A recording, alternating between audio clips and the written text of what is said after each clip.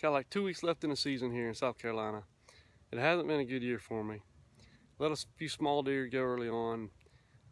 Been out several times and hunting with a rifle now, and basically had, been running into some does, had some does come by, and that's about it. Small buck, that's all. I missed an 8-point about 4 weeks ago.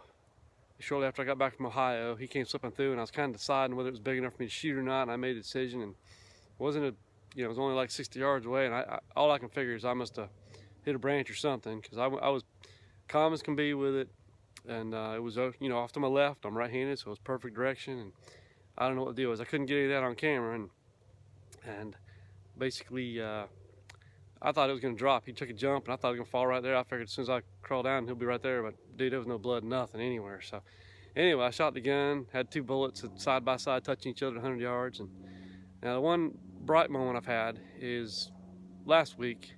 I was out, a couple does came by.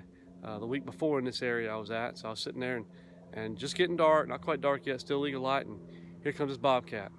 So I actually got the bobcat, made a good shot on it, dropped right there, and actually a beautiful animal. And I took that to the taxidermist, and he's going to mount that thing laying on a log for me. So that's just, I haven't seen one of those in 17 years. It's been 17 years. I saw 2 of them together 17 years ago, and they were mostly gray, but I've heard a lot of them are gray in this area, just a dark gray without the spots. But this one was beautiful, had the yellows in it, the spots, and just a beautiful animal. So thank God for giving me that one, and it'll be a nice mount when I get it back. But anyway, so this is the last part of the year. The bucks are hardly moving at all in the daytime. The season here, there's too many. I think you shoot too many deer in South Carolina, and by this time of year, everything's been shot at.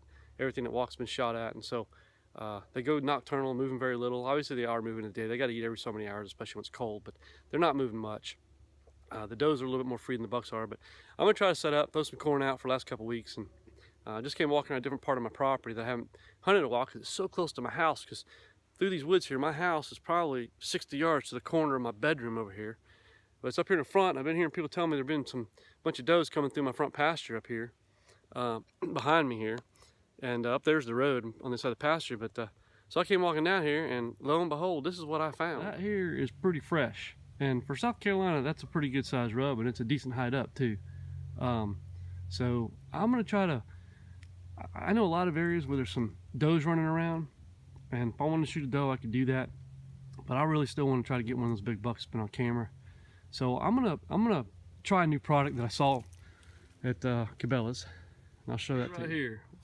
It was a Cabela that was on clearance. I figured why not? We're throwing corn out at the end of the year anyway to attract some deer into certain spots and hopefully get them out in the daytime. And I thought, well, I'll take a look at it. There's mixed reviews, and I'll be honest with you, it's a long shot. I don't put my faith in this kind of stuff.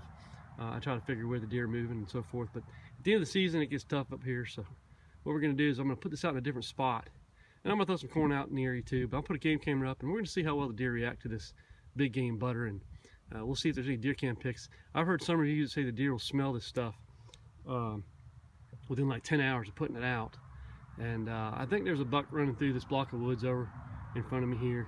So I'm gonna take a look around, find a spot to lay this out, see where I can put a stand up, and put a deer camera up and see what it does. See what happens from there. Okay, this is the deer camera the very next evening. So 15 minutes later, the deer are still eating the corn. Second evening, deer butter is still untouched. Game butter has been out for 5 days now. So basically, guys, game butter for attracting deer, thumbs down. Thumbs down completely, waste of money. That deer might have took a bite of it actually, but I think we're going to see who the real culprits are right now. Yep, raccoons. Alright, these pictures here that we've got laid out for you just off my deer cameras that are still out there. This is from the very end of the season, last couple days, and then after the season ended on January 1st was the last day of the season here in South Carolina. And you can see from these pictures that I've got plenty of deer still out here. The does we've seen are very healthy looking. I'm sure they're all pregnant right now. They've all been bred. Most of them have been bred. You can see how big they are. The 8-point is still around. He's been here 3 or 4 times the week after season closed. Got some young bucks. Probably see how many young bucks we've got. But overall, there's still a lot of deer out there.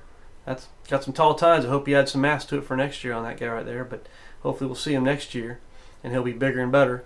But anyway, enjoyed the season. Next year we'll do it again. Hoping to get some better camera filming equipment for next year.